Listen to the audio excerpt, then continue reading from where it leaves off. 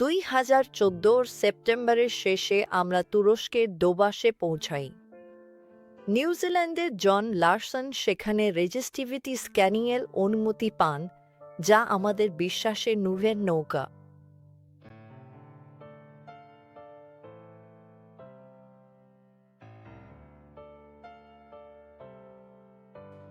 Resistivity imaging একটি জটিল প্রক্রিয়া এবং আরও শক্তিশালী কম্পিউটার ও রেজিস্টিভিটি সিস্টেমের আবির্ভাবের ফলে এটি অনেক উন্নত হয়েছে। মূলত একটি বৈদ্যুতিক চার্জ ব্যবহার করে মাটির নিচের বস্তুগুলোর বৈদ্যুতিক প্রতিরোধের উপর ভিত্তি করে ভূগর্ভস্থ বৈশিষ্ট্যগুলো মানচিত্রায়ন করা হয়।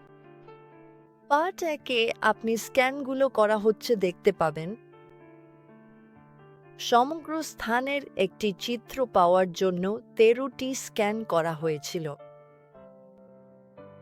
স্ক্যানগুলো সম্পূর্ণ করতে কয়েকদিন লেগে গিয়েছিল। একদিন যখন আমরা সাইটে কাজ করতে পারিনি, জন সারাদিন তার ঘরেই ছিলেন।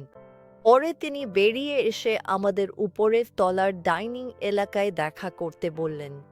তিনি সেখানে নৌকার আকৃতি স্থানের ভেতরের প্রথম 2D ইমেজ স্ক্রিনে তুলতে সক্ষম হয়েছিলেন। আমরা তা দেখলাম। সাইটের পৃষ্ঠের নিচের দিকটি একটি বিশাল ছিমছাম জাহাজের আকৃতি ধারণ করেছিল। এটি সেই ফাঁকা জায়গা দেখিয়েছিল যেখানে জাহাজের হালের একটি অংশ অনুপস্থিত ছিল, ঠিক যেমন রন ওয়াট 80 দশকে নথিভুক্ত করেছিলেন।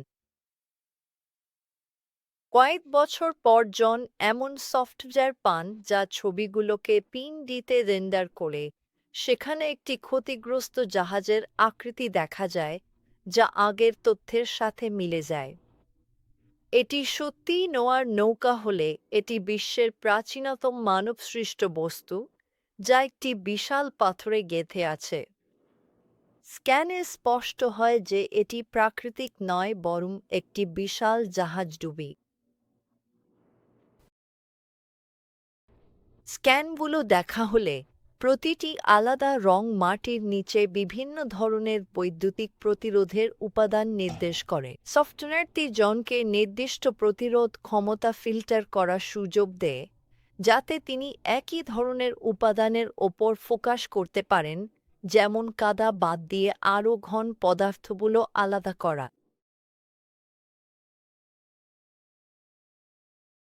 ওপরের অংশটি হিমশৈলের চূড়ার মতো, যা সামান্য অংশ মাত্র। এই স্ক্যানে ডান দিক থেকে, অর্থাৎ দর্শনার্থী কেন্দ্রের দিক থেকে, পুরো নৌকার দৈর্ঘ্য দেখা যাচ্ছে। রেখাটি মাটির নিচের অবশিষ্টাংশ দেখায়। ছবিতে পাথরটি স্পষ্ট। পাথরে আটকে থাকা জাহাজটি লাভার স্রোতে পাহাড় থেকে নামছিল। 1985 সালে রন ও তার দল মেটাল ডিটেক্টর দিয়ে স্ক্যান করে সংঘর্ষের চিহ্ন স্পষ্ট দেখেন। জন দেখতে চেয়েছিলেন পাথরটি জাহাজকে কতটুকু গেঁথে রেখেছে। পর্যবেক্ষণে মনে হয় এটি জাহাজের কেন্দ্ররেখা পর্যন্ত বিস্তৃত ছিল। কিন্তু স্ক্যানগুলো দেখিয়েছে পাথরের খণ্ডটি নিজেই জাহাজের কেন্দ্ররেখা থেকে মাত্র 8 মিটার দূর পর্যন্ত প্রবেশ করেছে। এই পাথরের উপরের একটি অংশ ভেঙে পড়ে জাহাজের উপরের পৃষ্ঠে চলে গিয়েছিল, যার ফলে মনে হয়েছিল পুরো পাথরের ভর আসলে অনেক বড় এবং এটি জাহাজের আরও গভীরে প্রবেশ করেছে, যদিও বাস্তবে তা নয়। স্ক্যানগুলো দেখায় যেখানে পাথরটি জাহাজের গায়ে এসে ঠেকেছে, ঠিক সেখানেই হুলটি হঠাৎ কেটে গেছে এবং এটি সেই ধরনের ক্ষতির সঙ্গেই মিলে যায় যা প্রত্যাশিত যদি কোনো কাঠের হুলের জাহাজ পাথরে ধাক্কা খেয়ে আটকে যায়। এই ক্ষতির ফলে ডান পাশটি বিকৃত হয়েছে এবং হুলটি বাইরের দিকে ফেঁপে উঠেছে, যেমনটা আজ দেখা যায়।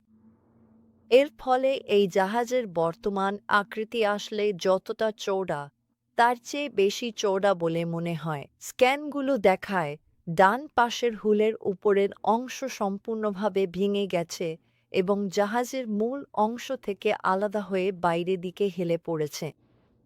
হুলের যে অংশটি অক্ষত রয়েছে, যার মধ্যে বাম পাশ এবং জাহাজের কেন্দ্র রয়েছে, সেটি ডান পাশের আলাদা হয়ে যাওয়া অংশের তুলনায় অনেক বেশি প্রতিরোধী বলে দেখা যায়। এটা প্রত্যাশিতই, কারণ একটি কাঠের জাহাজে ডান পাশে যতটা ক্ষতি হয়েছে তাতে ওই অংশের হুলের গঠন প্রায় নিশ্চিতভাবেই ফেটে যেত, ফলে সেটি পানির জন্য আরও বেশি প্রবেশযোগ্য হয়ে পড়ত এবং এর পরিবাহিতা বেড়ে যেত। এখানে হুলের ডান পাশের আকৃতিকে আবার তার মূল অবস্থানে ফিরিয়ে দেখানো হয়েছে, যেখানে এটি আবার মূল হুল অংশের সঙ্গে যুক্ত হয়েছে এবং বাম পাশের সঙ্গে সমান্তরাল হয়েছে। হুলের আকৃতি ও আশেপাশের উপাদানের সীমানায় রেজিস্টিভিটি কন্ট্রোল লাইনের ঘনভাবে একত্রিত হওয়া দেখায় যে এই সীমানায় উপাদানের বৈশিষ্ট্যে হঠাৎ পরিবর্তন ঘটে। হুলের আকৃতির ভেতরের উপাদানের বৈদ্যুতিক রেজিস্টিভিটি বাইরের উপাদানের তুলনায় আলাদা, এবং এই দুই এলাকায় শিলার বৈদ্যুতিক বৈশিষ্ট্যের তুলনায় স্পষ্টভাবে আলাদা।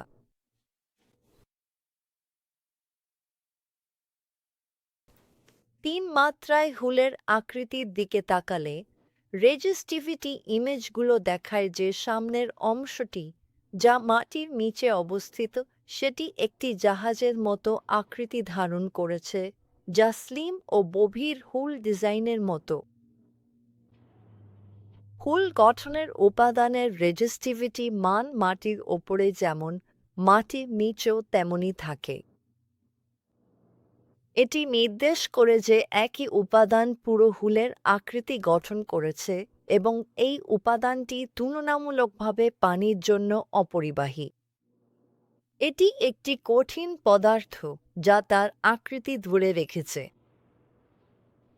সাইটের প্রান্ত জুড়ে এমন কিছু বৈশিষ্ট্য রয়েছে যেগুলো রন বিশ্বাস করতেন জাহাজের পাঁজরের মতো। স্ক্যানগুলো আমাদের প্রত্যাশার চেয়েও বেশি উৎসাহজনক প্রমাণ দেখিয়েছে। এগুলো দেখিয়েছে এই পাঁজরের মতো গঠনের উপাদানগুলো মাটির নিচেও বিস্তৃত এবং জাহাজের নিচে বাঁকানো, যেমনটি একটি পাঁজরের কাঠের ক্ষেত্রে প্রত্যাশিত।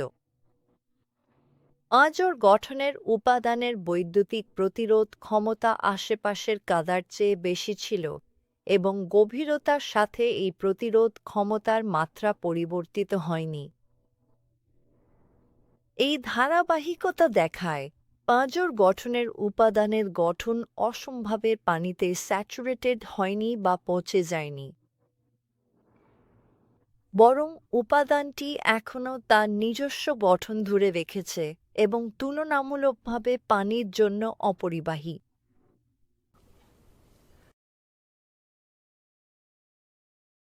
রন ওয়াইট জাহাজের হালের ভেতরের পাশে সমান দূরত্বে থাকা একাধিক উঁচু অংশের দিকে ইশারা করতেন, যেগুলো হালের বাইরের প্রান্ত থেকে 90 ডিগ্রি কোণে জাহাজের ভেতরের দিকে প্রসারিত হয়েছে। তিনি বিশ্বাস করতেন এগুলো ডেকের জয়েন্ট, যেগুলো একসময় কোনো ধরনের মেঝে বা ছাদ ধরে রাখত। স্ক্যানগুলো দেখিয়েছে এই উঁচু অংশগুলোর প্রতিরোধ ক্ষমতাও দৃশ্যত পাঁজরের উপাদানের মতোই। এছাড়াও দেখা গেছে এগুলো হালের ভেতরে পিছনের দিকে বিস্তৃত এবং পাশের পাঁজরের সঙ্গে সরাসরি যুক্ত, ঠিক যেমনটা রন বিশ্বাস করতেন। স্ক্যানগুলো দেখায় হালের আকৃতির ভেতরে তিনটি আলাদা সমতল পৃষ্ঠ রয়েছে, যেগুলো হালের ভেতরে প্রস্থ জুড়ে বিস্তৃত।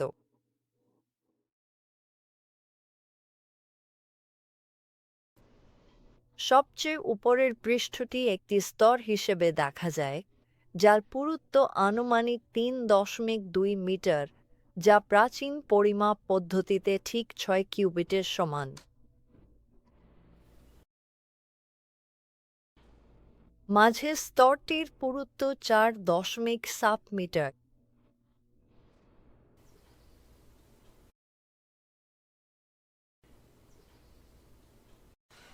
নিম্নতম ডেকের মেঝে থেকে ছাদ পর্যন্ত উচ্চতা 7.8 মিটার, যা ঠিক প্রাচীন পরিমাপ অনুযায়ী 15 কিউবিট। জাহাজের ঠিক মাঝখানে রেখা বরাবর স্ক্যানগুলো একটি অনেক বেশি প্রতিরোধী এলাকার সন্ধান পেয়েছে, যা সম্ভবত একটি খোলা গহ্বর। এই গহ্বরের নিচের প্রান্তটি জাহাজের ডেকের তুলনায় 35 ডিগ্রি কোণে ঢালু এবং নিচের দিকে নেমে গেছে।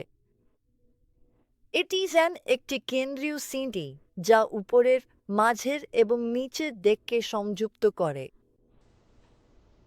সিঁড়ির মাঝামাঝি, ঠিক মাঝের ডেকের মেঝের সমতলে, সিঁড়ির এলাকার কোণটি সমতল হয়ে যায় এবং মাঝের ডেকের মতো একই দিকে থাকে, ফলে সেখানে একটি অনুভূমিক ল্যান্ডিং তৈরি হয়।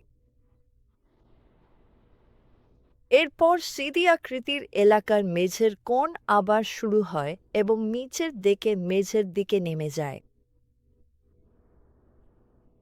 আরেকটি এলাকা যেখানে সমানভাবে উচ্চ রেজিস্টিভিটি দেখা যায়, সেটি মাঝের ডেকে অবস্থিত এবং সরাসরি কেন্দ্রীয় সিঁড়ি আকৃতির এলাকার পাশে, যার সঙ্গে এটি যুক্ত। এই এলাকার নিচের প্রান্তটি সেই উচ্চতায় অবস্থিত যা মাঝের ডেকে সিঁড়ির ল্যান্ডিং বলে ধারণা করা হয়েছে। এই এলাকা বর্গাকার এবং আনুমানিক 4 মিটার উচ্চতা ও 5 মিটার প্রস্থে। এটি করিডোরের মতো আকৃতির এবং সিঁড়ি আকৃতির সঙ্গে 90 ডিগ্রি কোণে অবস্থান করছে, যাতে এটি সিঁড়ি বলে মনে হয় এমন অংশের সঙ্গে সংযোগ স্থাপন করে। মাঝের ডেকে কেন্দ্রীয় ল্যান্ডিংটি জাহাজের বাঁ দিকের বাইরের প্রান্তের সঙ্গে যুক্ত। করিডোর আকৃতির এই অংশটি একমাত্র স্থান যা জাহাজের পাশ দিয়ে ভেতরে প্রবেশ করেছে।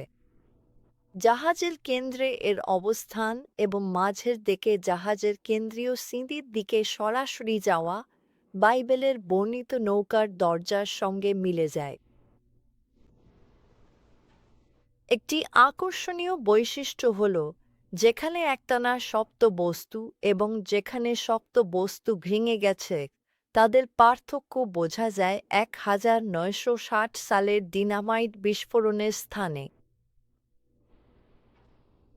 এটি দেখায় জাহাজের বাঁ পাশে বিস্ফোরণটি কোথায় ঘটানো হয়েছিল। ডিনামাইটের ক্ষতি দৃশ্যমান কারণ ডিনামাইটের গর্তের চারপাশের বস্তু বিস্ফোরণে ফেটে গেছে এবং আশেপাশের বস্তু থেকে বেশি পানি শোষণ করছে। এ কারণে ডিনামাইটের গর্তের চারপাশের এলাকা আরও পরিবাহী হয়ে ওঠে এবং স্ক্যানে এটি লাল রঙে দেখা যায়। এই স্ক্যানগুলো নিশ্চিতভাবে দেখায় যে এই স্থানটি কোনো শিলার উত্থান নয়। এটি এমন একটি বস্তু বলে মনে হচ্ছে যা সম্পূর্ণভাবে মানুষের তৈরি হওয়ার সব প্রমাণ দেখায়। যখন রেজিস্টিভিটি ইমেজগুলো রন ওয়াইটের করা রাডার স্ক্যানের ফলাফলের সঙ্গে তুলনা করা হয়, তখন দেখা যায় এই গঠনগুলোর অবস্থান জাহাজের ভেতরে ঠিক একই জায়গায় রয়েছে। এই ছবিতে দেখা যাচ্ছে রেজিস্টিভিটি ইমেজের ফলাফল, যা এই দেয়াল গঠনগুলো শনাক্ত করেছে তা রনের করা রাডার স্ক্যানের ফলাফলের ওপর বসানো হয়েছে। 2019 সালে আবারও রাডার স্ক্যান করা হয়, যার জন্য আমরা আর্থিক সহায়তা দিয়েছিলাম, কিন্তু আমরা সেখানে উপস্থিত ছিলাম না। তারা সোজা রেখার উপস্থিতিও প্রকাশ করে, যা দেয়ালের সঙ্গে সামঞ্জস্যপূর্ণ, এবং 90 ডিগ্রি রেখা যা ঘরের ইঙ্গিত দেয়। আমরা বিশ্বাস করি এটি একটি জাহাজ, একটি বিশাল জাহাজ। এটির আকার এবং বৈশিষ্ট্য জাহাজের মতোই। এটি 6300 ফুট উচ্চতায় অবস্থিত। আরারাত পর্বতমালায় এর অভ্যন্তরীণ বৈশিষ্ট্যগুলো ঠিক বাইবেলে দেওয়া মাত্রার সঙ্গে মিলে যায়, যেখানে প্রাচীন কিউবিট, যা ছিল 20.6 ইঞ্চি, পরে যেটিকে রোজ্জাল ইজিপশিয়ান কিউবিট বলা হতো, সেটি ব্যবহার করা হয়েছে। নোয়ার নৌকা খুঁজে পাওয়ার কোনো অর্থ নেই যদি তা আমাদের বিশ্বাসকে মজবুত না করে বা কোনো অবিশ্বাসীকে সত্যের জ্ঞানে না নিয়ে আসে। সত্য হল, স্রষ্টা আমাদের ভালোবাসেন এবং চান আমরা তাঁর পুত্রের রক্তের মাধ্যমে পরিত্রাণ পাই।